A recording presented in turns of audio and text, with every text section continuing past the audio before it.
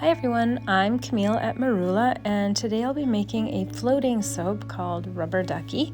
If you've watched floating soap videos before, you'll notice that most, if not all of them, have you whipping your cooled or room temperature, mostly solid oil to lesser liquid oil mixture, whipping them up before you add your cold lye water. And you never actually do bring it to trace. I prefer to bring my soaps to trace, so that's what I've done here. And then I added my very slow moving fragrance oil. This one's called Dragon Fruit and Pear from Candora Soaps. I whipped that in and then popped it into my stand mixer to whip in some lovely bubbles. So your batter really only needs to be thick enough to hold on to the bubbles that you put in. That being said, it can be fairly runny, as you can see in the video, and I promise at the end it does float. So this is a nice slow moving recipe, and you've got oodles of time to work with.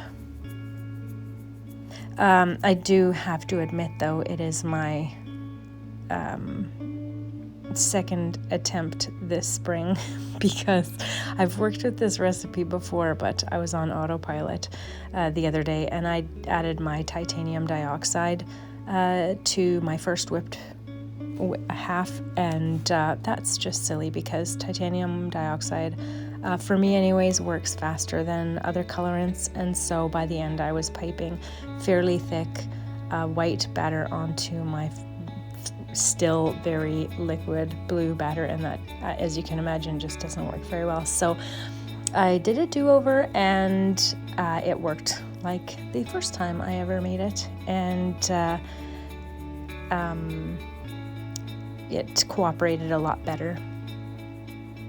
But like I said, you've got oodles and oodles of time to work with. This batch probably took me over an hour, quite a bit over an hour to make. And between the time that I filled my piping bag to the time it was thick enough to hold its shape when I piped it, was probably a solid half hour alone. So like I said, you've got lots of time to work with, but if you are using titanium dioxide to whiten your batter, I do suggest you add that colorant last. So what I was going for here was a nice, wanted to go for kind of a watery looking bottom with, a bubbly top that I could set my cute little rubber duckies into that I made previously.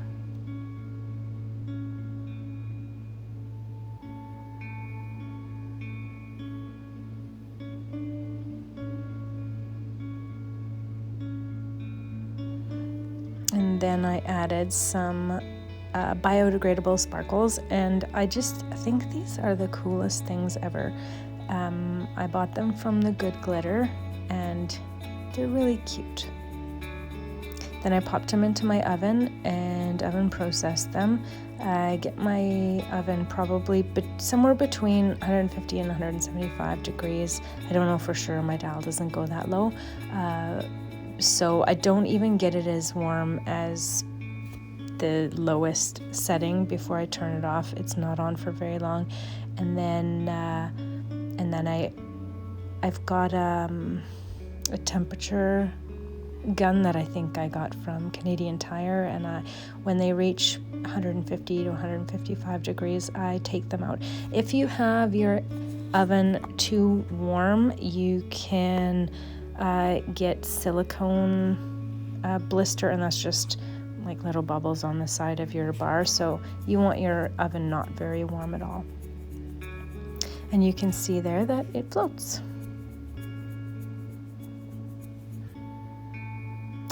So I really enjoy making my floating soaps, and I encourage you to give it a try if that is something that you're interested in doing. And Thank you for watching. Happy soaping.